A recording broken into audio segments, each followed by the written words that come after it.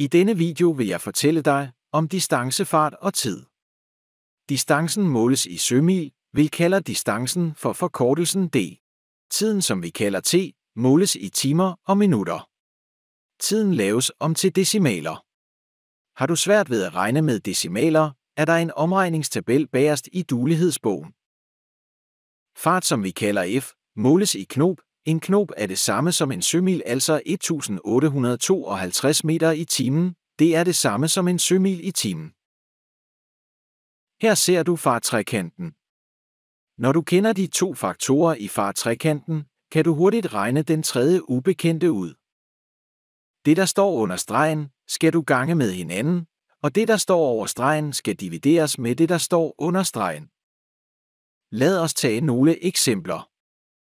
Hvor lang har vi sejlet, hvis vi har sejlet 4 knop i 3 timer? Det er ganske enkelt fart gange tid. I eksemplet er det 4 knop gange 3 timer, det giver 12 sømil. I det næste eksempel har vi sejlet 12 sømil i 3 timer. Hvilken fart har vi sejlet med? Her dividerer du 12 sømil med 3 timer, det giver 4 knop. I det sidste eksempel har vi sejlet 12 sømil med en fart på 4 knop. Hvor lang tid har det taget?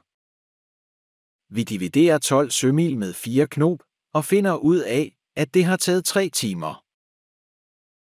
Søkortet viser den beholdne distance og den beholdne fart over havbunden. Loggen viser den sejlede distance og den sejlede fart igennem vandet. Loggen er et lille møllehjul, som kører rundt, når båden bevæger sig fremad. Den er placeret under vandet, forrest i båden. Et ekkolod måler vanddybden og er et uundværligt instrument på en båd. Til højre ser du det, der sidder under båden. Øverst er det en ekotransducer, og nederst ser du loggen. Til venstre ser du instrumentet, der har målingerne fra ekkolod og loggen.